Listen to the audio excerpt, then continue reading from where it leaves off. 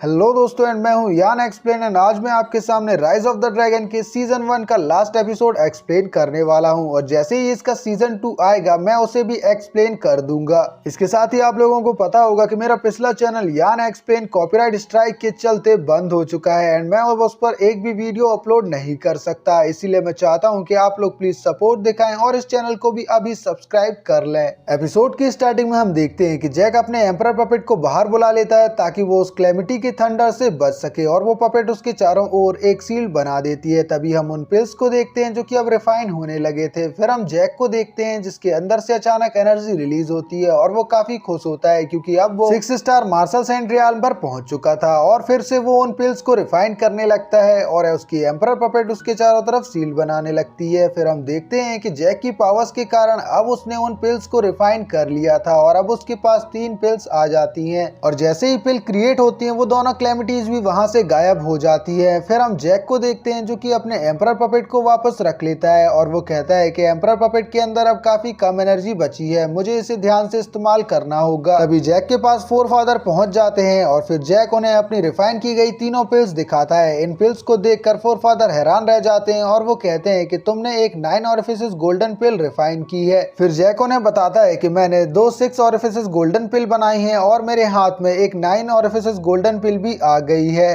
फिर जैक एक 6 ऑरिफिसेस गोल्डन पिल को फोर फादर को दे देता है। तभी लिंग फेंग जैक से पूछता है कि क्या तुम बाकी की दोनों पिल्स को बेचना चाहते हो। तो जैक उसे जवाब देता है कि अगर तुम्हारे पास इन पिल्स के बराबर का कोई ट्रेजर हो तो मैं तुम्हें इन पिल्स को बेच दूंगा। तभी फोर फादर लिंग फेंग से कहते हैं कि हमारे हुओ फैमिली के पास एक एम्परर पिल आ गई है, अब तुम जैक को परेशान मत करो। तभी जैक इन दोनों से कहता है कि मैं काफी ज्यादा थक चुका हूँ, इसलिए अब मुझे आराम की जरूरत है, तो मैं अपने मेंशन जा रहा हूँ। इस पर फोर फादर कहते हैं कि आप कहीं और मत जाइए, आप हुओ फैमिली के मेंशन में आकर रुक सकते हैं, हम वहाँ पर आपकी खातिरदारी करेंगे। पर जैक कहता है कि इसकी कोई जरूरत नहीं है। तभी फोर फादर जैक को रोकते हैं और उससे कहते हैं कि मुझे गलती से बचपन में एक सोल और मिल गया था और अब मैं ये तुम्हें देना चाहता हूँ, प्लीज इसे गिफ्ट की तरह ले लो और तुम्हारे रिवॉर्ड के तौर पर मैंने और भी गिफ्ट्स रखे हैं जो मैं तुम्हें अगले दिन दे दूंगा। फिर जैक वहाँ से चला जाता है। फिर हम जैक को देखते हैं जो कि हेवनली सिटी में पहुंच जाता है और वो अपने रेस्ट रूम की तरफ जा रहा था कि तभी उसे एक गली से आवाज आती है। वहाँ पर एक लड़की मदद के लिए पुकार रही थी और वो जैक की तरफ दौड़ते हुए आती है और उससे कहती है कि प्लीज मुझे बचा लो, मैं आपकी गुलाम बनने के लिए भी तैयार हूँ। और उस लड़की का पीछा एक भारी भरकम आदमी कर रहा था। तभी जैक वहाँ पर रुक जाता है, लेकिन ये लड़की जैक को फंसाना चाहती थी और वो तभी अपनी नीडल्स निकालकर जैक पर अटैक कर देती है, पर जैक उन नीडल्स को रोक देता है और वो फौरन टेलीपोर्ट होकर उन दोनों के पास पहुंचता है और उन पर किक करके उन्हें घायल कर देता है। फिर जैक इन दोनों से कहता है कि तुम लोग मुझे फंसाने की कोशिश कर रहे थे, लेकिन गलती से अब तुम दोनों ही फंस चुके हो। तभी वो लड़की जैक से कहती है कि आज तुम बचकर कहीं नहीं जा सकते क्योंकि आज हमें तुम्हें मारने का ऑर्डर मिला है और आज हम तुम्हें जरूर मार देंगे। तभी लड़की के साथ वाला आदमी जैक के चारों तरफ एक फॉर्मेशन क्रिएट कर देता है। तो जैक उन दोनों से कहता है कि लगता है तुम लोगों को मेरी पावर का अंदाजा नहीं है, तुम लोग इतने बेकार फॉर्मेशन से मुझे रोकना चाहते हो। फिर जैक अपने एक ही पंच से उस फॉर्मेशन को खत्म कर देता है, जो देखकर वो लड़की हैरान रह जाती है। तभी जैक अपने मल्टीपल शॉट फॉर्मेशन का इस्तेमाल करते हुए उन दोनों पर अटैक करता है, जिससे वो दोनों घायल हो जाते हैं और दूर जाकर गिरते हैं। फिर जैक इन दोनों से सवाल करता है कि तुम्हें मुझे किसने मारने के लिए भेजा है, जल्दी से उसका नाम बता दो वरना तुम दोनों मारे जाओगे। लेकिन ये दोनों नहीं सुनते और फिर ये लोग अपना फॉर्मेशन क्रिएट करने लगते हैं और फिर ये लड़की कहती है कि जैक अब तुम इस अटैक से बच के दिखाओ और फिर ये लोग एक साथ जैक के ऊपर अटैक कर देते हैं। पर हम जैक को देखते हैं जो कि अपनी एनर्जी की मदद से उन सभी वेपन से बच जाता है। तभी जैक फ्यूनिक्स बॉक्स की मदद से इन दोनों के ऊपर फायर अटैक करने लगता है और अब इन लोगों को इस फायर को रोकने में काफी दिक्कत जा रही थी। फिर जैक इस फायर की और एनर्जी बढ़ा देता है और अब इस अटैक को ये दोनों नहीं रोक पाते और घायल होकर दूर गिरते हैं। फिर जैक इन दोनों से फिर से पूछता है कि किसने मुझे मारने का ऑर्डर दिया, जल्दी उसका नाम बता दो वरना तुम लोग जिंदा नहीं बचोगे। पर वो दोनों वहां से भागने लगते हैं, पर तभी जैक टेलीपोर्ट होकर उनके उनके सामने आ जाता है और अपने ड्रैगन नेक से उन दोनों पर अटैक करता है, जिससे अब वो लोग और घायल हो चुके थे और अब उनके अंदर हिम्मत नहीं थी कि वो लोग जैक से फाइट कर सकें। फिर जैक उनके पास पहुंच जाता है, पर ये लड़की जैक को ही धमकी देने लगती है कि अगर तुमने हमें मारने की कोशिश की तो तुम नहीं बचोगे। ये सुनकर जैक गुस्से में आ जाता है और फिर जैक अपनी फायर की मदद से इस लड़की को मार देता है।